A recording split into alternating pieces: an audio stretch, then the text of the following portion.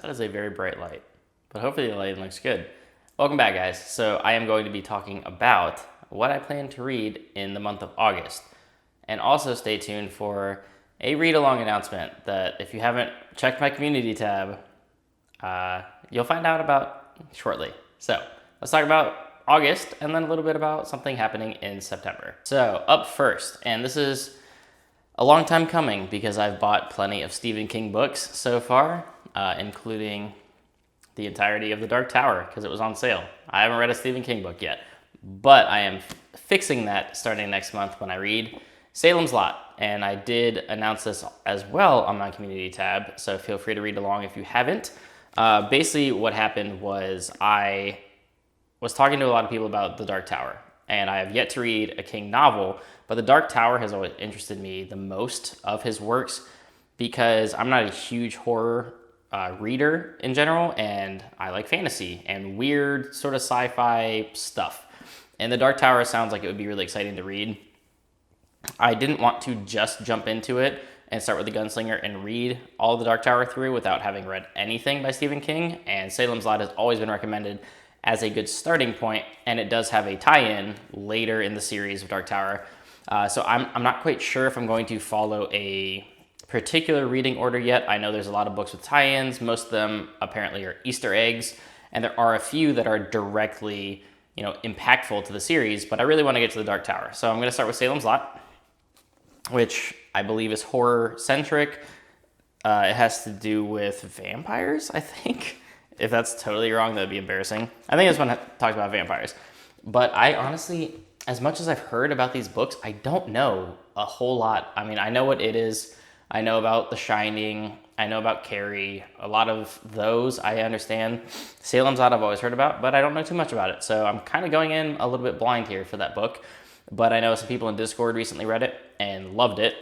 And I feel like that would be a good one to just sort of get somewhat of a feel of King's writing style. I know this is only his second novel that he wrote, so I'm sure it's changed a little bit since then, but I really do want to get to The Dark Tower, and that's either going to be in a couple of months to sort of close out 2021 or starting next year. By then, maybe I'll read The Stand, maybe I'll read some other things. It doesn't sound like too many of the tie-ins, though, are completely required or necessary, so I'm not going to follow like the read 50 King books to get through The Dark Tower, because that's insane. But I do want to read a couple of them first, and I'm starting with Salem's Lot. Next up, and this will be the continuation of my journey through the Sun Eater series by Christopher Ruocchio, and that is Demon in White, book 3 of the Sun Eater series. Now, these books so far are absolutely phenomenal. I have reviews of Empire Silence and Howling Dark, and 2 live chats up on the channel. Well, one of them's on Leanna's channel, because the first discussion was on her channel. But we will be discussing that book on her channel again in August, and I will have a review up on my channel in August. So this sci-fi, fantasy, space opera, magnificent series that I've come across is brilliant.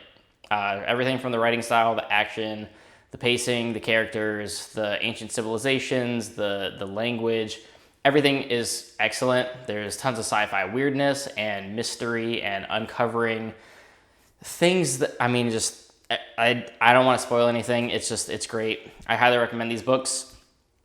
They are excellent. So I will be reading book 3, which is apparently everybody that I talk to pretty much loves it more than books 1 and 2. And that just has me really hyped because I thought Empire of Silence was excellent and Howling Dark was better in every way. So if Demon in White is even better than Howling Dark, I don't even know how he's going to top it. But I am going to read that. One of these months I'm going to fit in The Lesser Devil, which is the first novella following Crispin, Hadrian's brother, the main character. And then I'm probably going to read Tales of the Sun Eater, from the Sun Eater, the other short story collection that is out, volume 1 of that, some point in the next couple of months as we await book 4, which I believe is March of 2022, but this series is fantastic. I can't praise Ruocchio enough. Please keep writing in this world because they're awesome. Next up is one that I have had for a while and for whatever reason just kept escaping my TBR, but I am finally going to read it. And that is The Dark That Dwells by Digman and Roddy, and I will have their channel linked below. They are doctors, and they also write books. So without actually knowing too much about this, Let's read the back, shall we? In a galaxy far from their birthplace, humanity survives, raised from ruin by the only god whose name they remember. As their civilization expands across the stars once more, wondrous knowledge awaits them. Pathways through space and time, abandoned fleets of alien ships, and technology that can prolong one's life. But an evil slumbers there as well, one that feeds not only on flesh, but on the minds of men. Beyond the edge of known space, the frontier awaits 4 souls.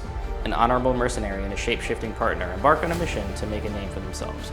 A battle-hardened soldier rides a dropship through a storm-ravaged sky, burdened by the ghosts of his past. A fanatical zealot gifted with malevolent power and a starship feared across generations hunts the only heretic to ever escape him.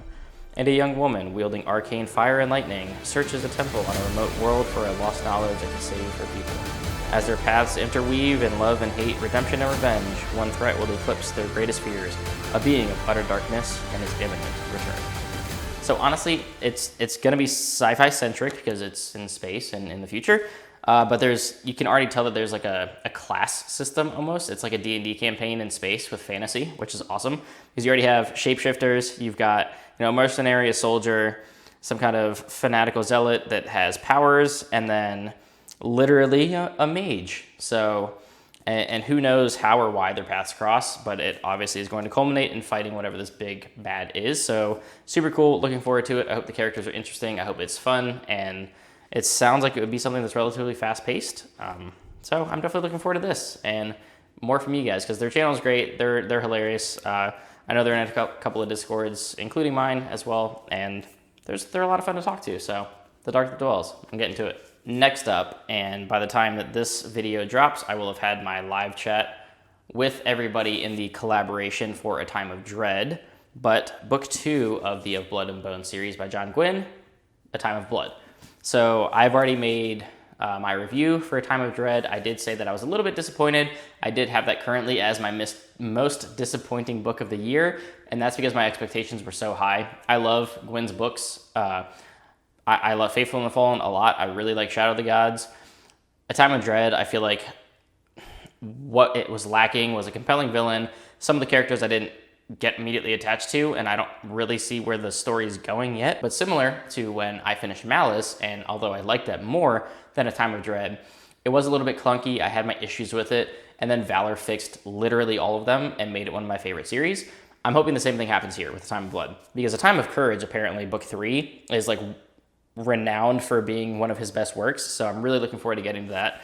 And I think having a little bit of time now between Faithful and the Fallen and this and getting to book 2, I'm really hoping and sort of confident that it's going to fix my issues that I had with book 1, because towards the end of that book, you do see a little bit more of what's going on and how things are going to shape up. So I think it's going to hit the ground running with this book. And I'm pretty sure I'm going to like this more than that. If I don't, that would be so sad. But I'm really confident that this is going to be better than book 1. And it's honestly pretty short. So, I mean, I've got a couple like 400-ish page books, which is great because I can knock those out pretty quick. And his books are always paced wonderfully. Lots of combat, lots of action. For the most part, across all of his books, great characters, compelling storylines, playing with fantasy tropes that we've all seen before, but, putting his own spin on them. So I'm looking forward to it, even though I didn't love the first one. I'm hoping book 2 fixes that. And finally, as I am working through Knife of Dreams currently right now, I'm about halfway through, which that has picked up a lot. The first 15 or so chapters weren't gripping for me personally, except for a couple of things here and there. The Gathering Storm, though, I am currently witnessing first-time readers in Discord freaking out about this book and how good it is. And that has me really excited because I know this is when Sanderson took over the writing. I don't know if that directly correlates to why people love this and have it as, the best of the series or one of the best. I assume the pacing will pick up a little bit, but after talking with people, I mean, I would think, and maybe I'm wrong, that he would try to write as close to Robert Jordan as possible while still having his own voice. And I'm hoping that since he has all this stuff to build off of, and you're really building towards the final battle and everything that's, culminating into what is the ending of the Wheel of Time, I'm very confident that I'm going to love this book, Towers of Midnight, and A Memory of Light, because it's getting to all the stuff that I really love. And although there's still a lot of meandering, for lack of a better term, or focus on other characters that I don't particularly care about. I'm really looking forward to this because, like I said, Knife of Dreams is picking up. The Slog is behind me. Whatever, that's an afterthought. I really want to get to the Gathering Storm because, I mean, just how could you look at Rand on this cover and not just like want to run through a wall? Just yes. So that's everything that I have planned right now. Now you will notice that there's no Dresden Files. That is because I'm moving up Ghost Story to July because I read Changes already in July and I decided that I'm going to fit in Ghost Story. And the month before that, I read Small Favorite and Turncoat. So that'll be 4 Dresden books in 2 months. So I'm not positive, as sad as it is, that I will get to a Dresden book in August. It's okay though, because I will continue and I'll probably wrap that up by the end of the year. But yeah, there's some other things that I got to get to, and that series isn't going anywhere because there's 5 more books planned and then a 3-book trilogy after the main 22. So lots of Dresden to come. I am not putting it away forever. I just don't think I'll get to it in August. So that's everything that I have planned here. Now, here's what's happening in September.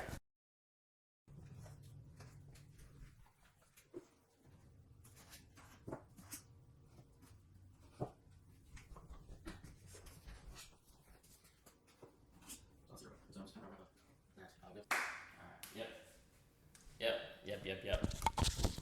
This is happening, ladies and gentlemen. This is happening. Hold on to your butts, okay?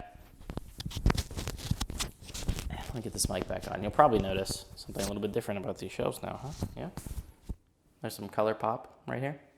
So, I read Dune about 9 months ago, and I had my first and only vlog-ish style thing that I've ever done on the channel. That's on the channel.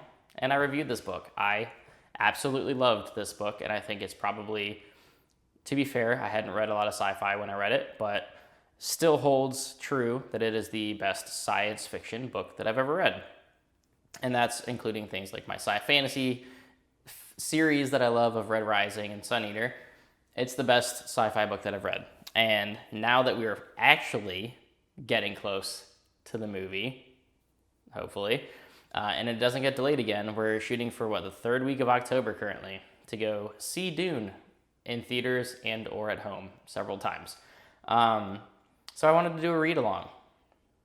It can be just the first book if you want, or the entire series. I myself am probably going to read the first 6 books, which I said I was going to do last year, and I kept putting it off, and I think now is the time. So I am basically going to be hosting a read-along for Dune in September. So it'll go the entire month. Read just the first one if you want. Read however many you want at your own pace. The movie comes out in October, so I will probably read at least Messiah in October, if not Messiah and Children of Dune, because they're kind of like one book, I think. But I'm super excited. I absolutely love this. I think the movie looks absolutely incredible. Everybody that's seen the sneak peek says nothing but high praise for it.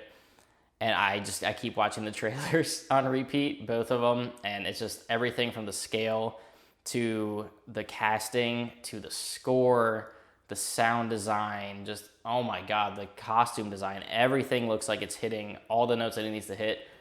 And it just looks fucking great.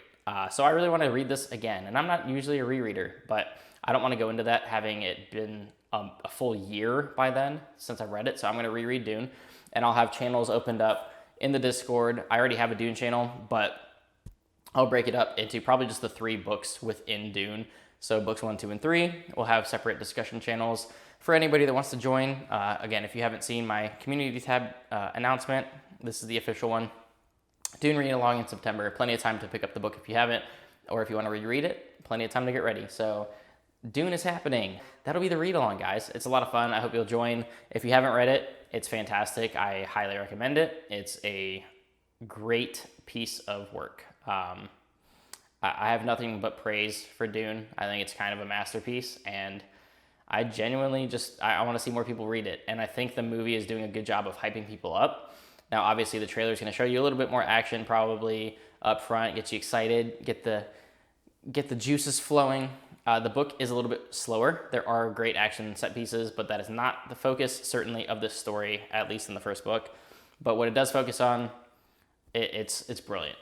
Honestly, it's just the world that Frank Herbert created. Rest in peace, sir. It just, wow, it's great. So I hope you'll join me in my reread of Dune in September. Hopefully your reread or first read, and I hope you love it. So that's everything in August, and then that'll be part of September. So I'm looking forward to it. Hope to see you there. Until next time, guys, keep reading.